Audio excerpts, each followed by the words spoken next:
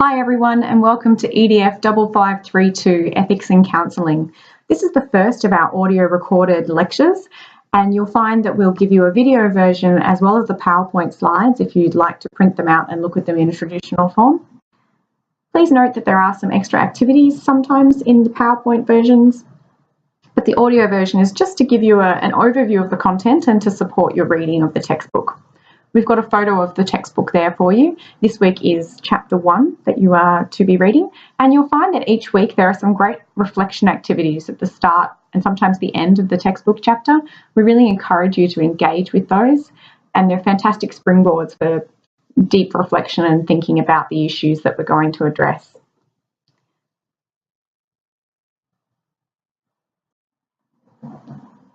I really like this quote by Carroll and Shaw. Ethics is one of those areas, a bit like research, where most of us know we should have an interest in it, feel guilty about not being more interested in it, and still keep it at an arm's length. We really can't afford as counselling practitioners to keep ethics at an arm's length. It should be central to our practice and should guide pretty much everything that we do. What's interesting about ethics is that we are all different counsellors and use different modalities, but we are all expected to abide by the same code. That is, all of those members of a professional body with a given code are expected to abide. So whilst we might all operate and think differently, there are some common principles that we all need to abide by, and that's what we'll be exploring this semester. We talk about the 3 C's, the central components of ethics: consent, confidentiality, and competence. But we'll also be looking at issues like multiple relationships and boundaries, and thinking about these issues when you're working with couples and families as well.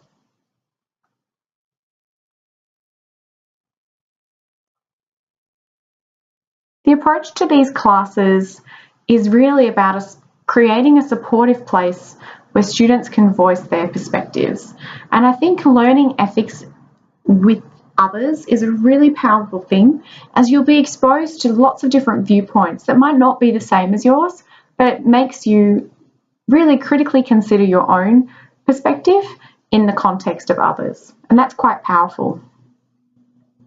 We do want you to be actively involved in learning in this subject, so throw yourself into the group discussions that we have on Moodle, as well as the online chats that we'll be running throughout the semester. For some of you, this will be the first time that you've studied ethics, and I really hope that you enjoy it as much as I do. For others, you might already have experience as a practitioner or have studied ethics in a different discipline, such as psychology. What you'll find is that the codes for counselling are similar, but they are also unique in some ways. And the legal framework that surrounds the work of counsellors can be different to other professions as well. So it's important to really look at this as an opportunity to deeply learn about ethics in the counselling profession. First, we're going to look at some of the key terms in the area. Ethics, or we're looking at professional ethics, are aspirational goals or the maximum ideal standards that govern the conduct of a profession and its members.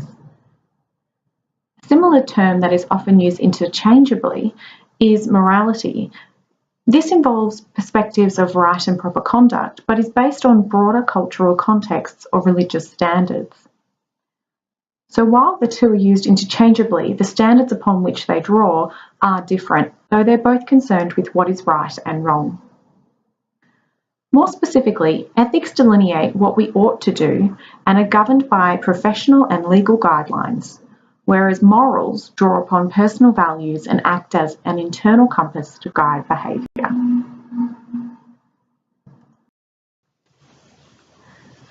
Kitchener developed a model of moral principles, and these are standards upon which many of the codes of conduct and codes of ethics are based upon for a range of professions, including medicine and psychology and counselling. These highlight our key responsibilities to clients: that we afford our clients autonomy, that we avoid doing harm or non-maleficence, that we also promote good for others, beneficence, that we are fair and equitable and just, that we make realistic commitments and keep those promises, thus creating a trusting therapeutic relationship, and that we are truthful and honest.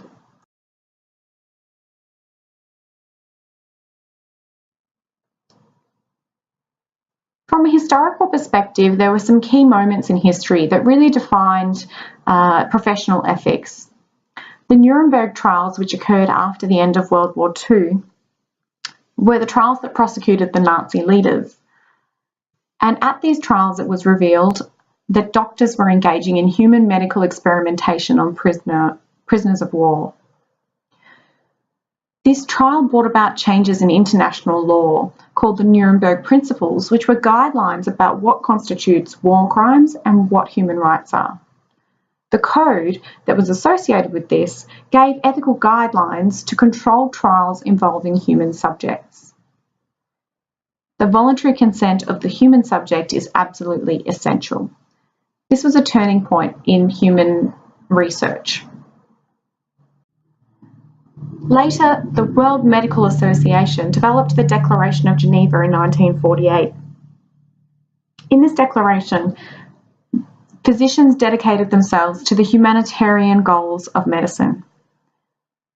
And as you can imagine, this was especially important in view of the medical crimes which had just been committed in Nazi Germany. Later, there was also the Declaration of Helsinki in 1975, where a set of principles were developed for the medical community regarding human experimentation. However, as you'll see from the next few slides, these principles have not necessarily been held central to practice by doctors in the research community. Despite these guidelines, it was not always incorporated into research at the time. A famous study is the Tuskegee syphilis study from 1932 to 1972, which was conducted by the USA Public Health Service. The research was investigating the effectiveness of toxic medical treatments versus none for people with syphilis, and they recruited, using the fly as you can see, 399 poor, illiterate African American males with latent syphilis, so they weren't showing symptoms. Now, in this study, some received treatment and some didn't, but they weren't informed of this information. There was a blind study occurring with deception. There was also a control group of 201 healthy African American males. Now, you might already be feeling some bells ringing in terms of the ethical concerns about this study, but let's have a look further. For 40 years, participants were never told that they had syphilis and were never treated, despite penicillin becoming widely available to treat syphilis from 1947. But this treatment and the information about it were withheld from the study subjects. In fact, many patients were lied to and given placebo treatments, so these little pink pills or aspirin, so that researchers could observe the progression of the fatal disease. There were also misleading letters sent to prospective participants, many of whom, as I've mentioned, were illiterate, and they offered free treatment for minor ailments, hot meals, and transport in return for participating in this study. And this was not a secret study. It was well known at the time.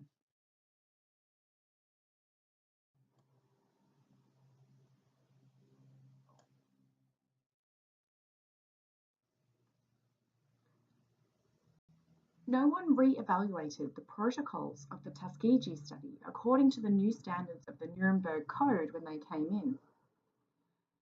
And the results of the study were quite harrowing. The study ended in 1972 following a public outcry. Survivors were eventually given financial compensation. In 1997, US President Bill Clinton was moved to declare that on behalf of the American people, what the United States government did was shameful.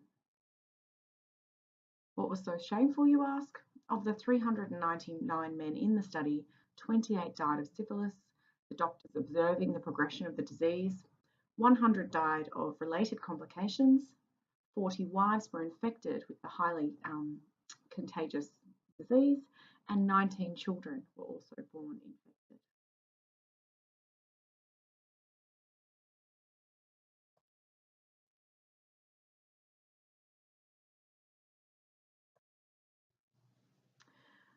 So as you can see in history, there are these big examples of professionals who have ethical obligations engaging in research or practice that is highly unethical.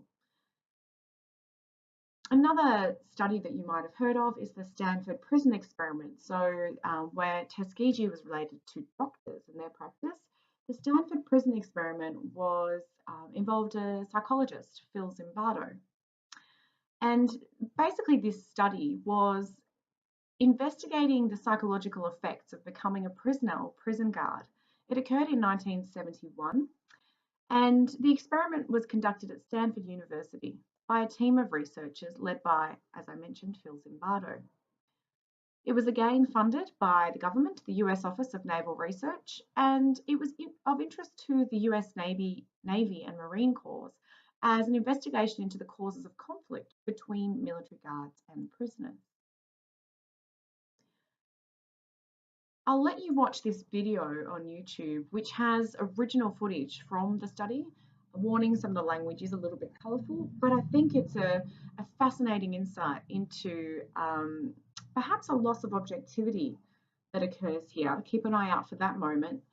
It also demonstrates the role of supervision, and later on in the video you'll see that there is a good rationale for why we have supervision in counselling. And also the idea that the behaviour of the people who were engaged in the study, who were quite shocked at how they behaved in the study, shows that even good people can do bad things, and the role of leadership as well. So have a watch of this and see if you can pick out what are some of the ethical issues and ethical traps that occurred in this study. So after thinking about these kind of bad examples of practice, it's probably plain to see why we need codes and ethical guidelines. Of course, they're not a guarantee. Having a code or guideline doesn't mean that everybody will follow them. And it can be difficult to know when a situation with a client is unethical. Therefore, these ethical guidelines are there to guide our practice as counsellors and professionals. The codes aim to do a number of things, protecting the people that we set out to help. Our clients are vulnerable people and they come to us as vulnerable people in the main. It's also there to protect the clinicians or the counsellors and protect the profession and the status of the profession, and to protect the wider community from harm, and also to ensure that we as counsellors operate within the law. And we'll be talking a bit about relevant laws across the semester that we need to be aware of as counsellors.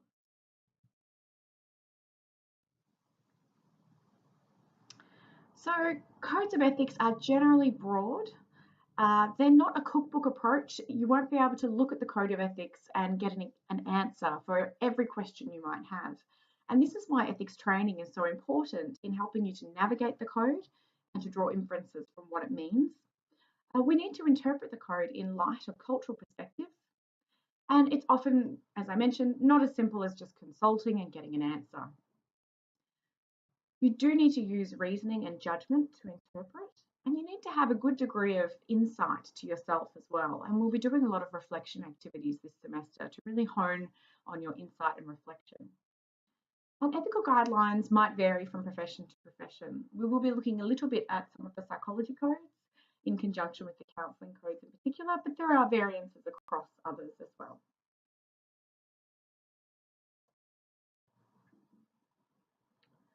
So, although ethics and the law are closely related, they're not quite the same thing. Ethical obligations may and often do exceed legal duties, but we also need to be aware of these legal duties in order to obey them. So, in the code from PACFA, they actually state explicitly that counsellors abide by the laws of the society in which they practice. And some examples of relevant laws include mandatory reporting, and these vary by state in Australia in particular, court subpoenas and complying with those, testifying in court, and there's laws related to case notes and the keeping of adequate notes. And there are other state and federal laws that do exist. There have been some recent changes to criminal law regarding reporting of sexual abuse in Victoria in particular. And there are also some new laws around the Complaints Act around healthcare workers that are relevant to counsellors that we'll be mentioning as well this semester. Laws are subject to changes, so it's important to maintain current knowledge through professional development. This can be hard to find, but there are some good PDs around legal issues. Sometimes they occur in the workplace on specific laws that are relevant to the workplace as well. But if you're not sure, you can seek legal consultation. If you have professional indemnity insurance, there is usually a set amount of hours of legal consultation that you can access through that. And in particular circumstances, it may be that the code of ethics can conflict with the law. It's more rare, but sometimes what seems ethically right might not be legal. So there's been some recent news about treatment of refugees in detention camps, and euthanasia and assisted suicide as well is another issue which is sort of relevant here, where perhaps our ethical values of respect and autonomy and do no harm may actually conflict with the legal precedences. There are also some tensions at times between ethical codes and organisational policy. So those that work, for example, in religious schools, the issue of termination of pregnancy, there may be a conflict between the religious beliefs around that issue and also the ethical obligations of respect and autonomy and those kinds of things as well.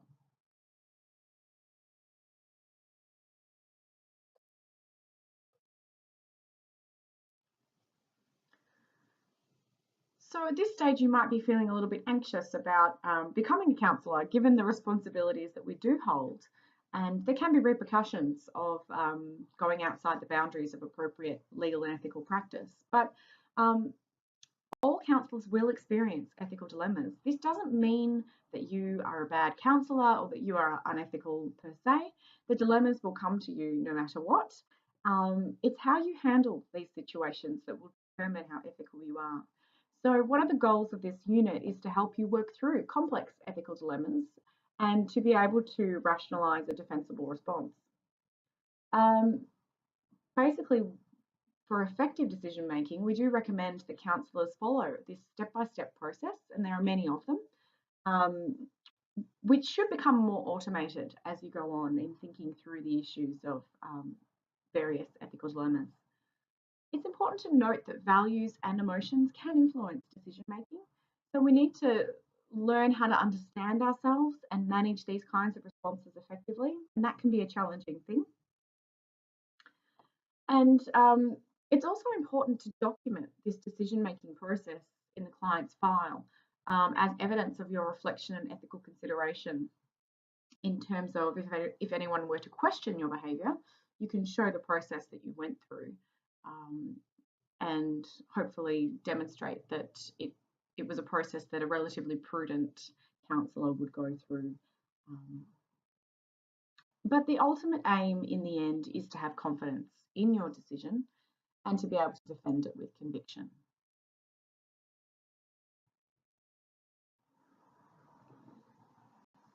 So we will learn about the Steinman, Richardson and McEnroe model in detail this semester.